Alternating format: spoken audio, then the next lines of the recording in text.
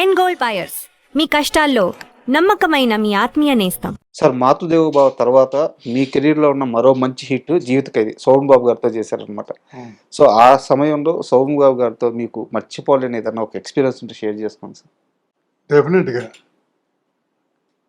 సోమన్ బాబు గారు నాకు మొట్టమొదటి నుంచి కూడా ఇది అంతటి అసోసియేట్గా పనిచేసేటప్పుడు కూడా అంతటి సినిమాలు చేశాను సార్. జీవిత దొంగ, జీవిత చక్రం, మిస్టర్ విజయ్ అని చెప్పని. ఆ తర్వాత కోదండరామిరెడ్డి గారు చేసిన సినిమాలకి ఆయన చేసిన వాటిల్లో నేను చేశాను. బాగా పరిచయం ఉంది, బాగా ఇష్టం కూడా అనమాట. ఇద్దరు అజయ్ అంటే బాగా ఇద్దరు చేసేవాడు. అక్కడ ఒకసారి రేస్ కోర్సులో ఇది షూటింగ్ జరుగుతుంది, మద్రాస్ రేస్ కోర్సు.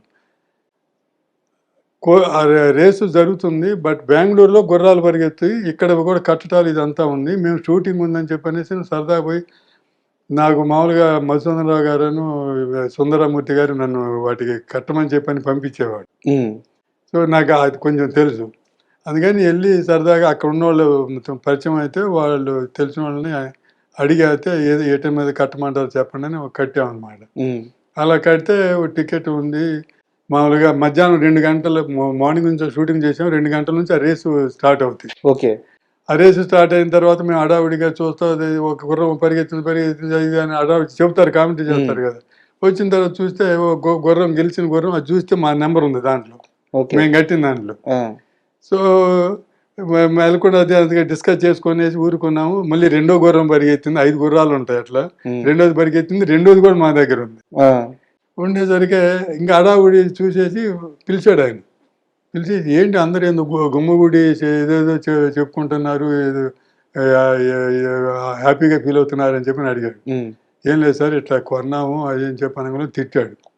మీరు వచ్చి షూటింగ్ మీ ఎయిమ్ ఏంటి, నువ్వు డైరెక్టర్ అవ్వాలని ఇచ్చేయాలని, ఈ టికెట్లు ఇలాంటివి కొంటావా, అసలు అసలు తప్పు, అసలు అది నువ్వు రావటం పోవటం సంగతి కాదు, అసలు తీసుకోవటమే తప్పు, అసలు బెట్టింగ్ జోలికి పోవడమే తప్పు అన్నది అని చెప్పనేసి సోమన్ బాబు గారి ఉద్దేశం. తిట్టాడు కూడా అనమాట, కరెక్ట్ కాదని చెప్పనేసి అని చెప్పానంటే, సరే అయితే నేను కూడా అన్నాను, సరే సార్ చింపేస్తానని చెప్పి అన్నాను. కొన్నావు కదా ఉంచుకో, కానీ మళ్ళీ రెండోసారి ఎప్పుడు దాని జోలి పోకు.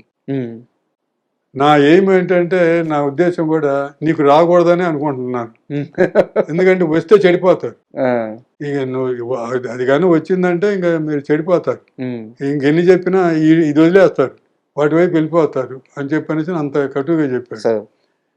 సరే అని చెప్పనేసి అని 3వ గుర్రం కూడా వచ్చింది, మెలకుండా ఊరుకున్నాం. ఏమైంది, 3వది కూడా వచ్చిందని ఆయన అడిగాడు. వచ్చింది సార్ అన్నాం. అలాగా 5 గుర్రాలు వచ్చినాయి. 5 గుర్రాలు వచ్చి మా దగ్గర హుషారు లేదు అది అని చెప్పనేసి 5 గుర్రాలు వచ్చి, సరే అన్నీ వచ్చినాయి సార్ అని చెప్పంటే, ఇంకా అక్కడి నుంచి క్లాస్ తీసుకున్నాడు.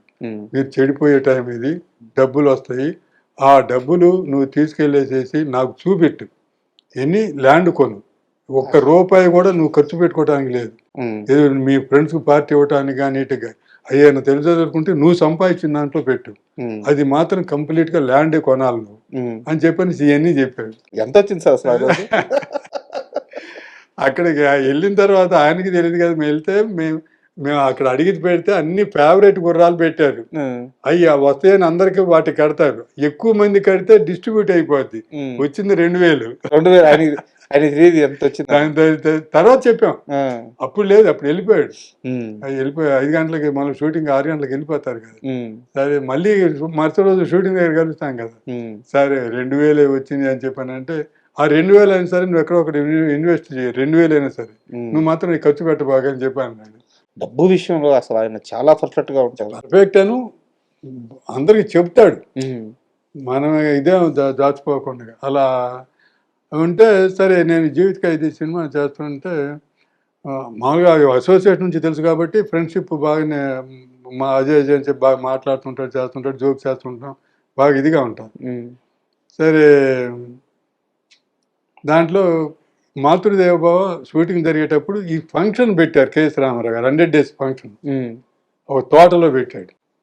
తోటలో పెడితే ఆయన్ని పిలిచాడు అనమాట. వచ్చి నేను కూడా పని చేస్తున్నాను కాబట్టి ఆయన హీరో గారు కూడా వచ్చారు, హీరో గారిని ఇన్వైట్ చేశారు. ఇన్వైట్ చేస్తే ఏమయ్యా మీ ప్రొడ్యూసరు ఫంక్షన్కి రమ్మన్నాడు, నన్ను గెస్ట్గా ఇన్వైట్ చేశాడు అని చెప్పానంటే, మంచిదే కదా సార్ అని చెప్పాను.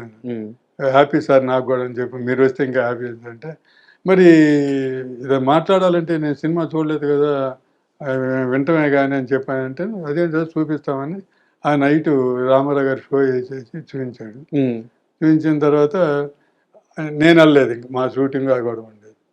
మరుసటి రోజు షూటింగ్ మామూలుగా నేను వచ్చాము. వచ్చేసిన తర్వాత శ్రీనివాసరావు గారితో ఈయన సోమబాబు గారు, ఆ, శ్రీనివాసరావు గారు నేను చాలా తప్పు చేశానండి ఆ అజయ్ విషయంలో అని చెప్పి అన్నాడు. చంద్రబాబు శ్రీనివాసరావు గారితో ఆ, ఆ, ఆ తప్పు చేశానని చెప్పి అంటేను, ఏంటండి ఏం జరిగింది ఏంటి అని చెప్పి ఆయన ఏమనుకున్నా అంటే, నేనేదో ఆయన హీరో గారిని ఏమన్నా అన్నానేమో, ఆయన కోపం వచ్చిందేమో చెప్పనేసి అనేసి, ఉమ్, అదేం లేదండి ఏదైనా ఉంటే నేను చెబుతాననే పద్ధతిలో మాట్లాడాడు ఈ శ్రీనివాసరావు గారు. ఉమ్, ఏం చెప్పానంటే, అది కాదండి, రాత్రి మాతృదేవ సినిమా చూశాను, నన్ను గెస్ట్గా పిలిచారు కదా చూశాను. ఉమ్, చూసిన తర్వాత మాతృదేవ తీసిన డైరెక్టర్గా నేను సలహాలు చెప్పాను, కొన్ని సలహాలు షూటింగ్ చేసేటప్పుడు. నేను అంత తప్పు చేశాను, నాకు అప్పుడు అర్థమైంది ఈ సినిమా చూసిన తర్వాత. మన అజయ్ ఇంత ఇప్పుడు అసోసియేట్ గా కూడా తెలుసు కాబట్టి ఉమ్, చనువుడింది. ఆ, మన అజయ్ అని చెప్పి అనేసి ఇంత డైరెక్షన్ ఇంత డైరెక్టర్ ఇంత బాగా చేశాడని అసలు నేను ఎక్స్పెక్ట్ చేయలేదు. ఉమ్, మామూలుగా ఏదో సక్సెస్ అని చెప్పి అన్నారని చెప్పని నేను అది చూసిన తర్వాత నేను ఫీల్ అయ్యాను, ఈ వ్యక్తిగా నేను సజెషన్స్ చేసేది నేను చాలా తప్పు చేశాను అని చెప్పనేసి అంత బాగా మెచ్చుకున్నాడు అనమాట. సార్ నాకు ఇంకా వేరే షూటింగ్ల విషయాలు చాలా ఉన్నా కూడా ఇది మాత్రం అని, ఉమ్, నువ్వు పితృదేవభావ చేసేటట్లయితే నేను ఫ్రీగా చేస్తాను, డబ్బులు వద్దన్నాడు. బా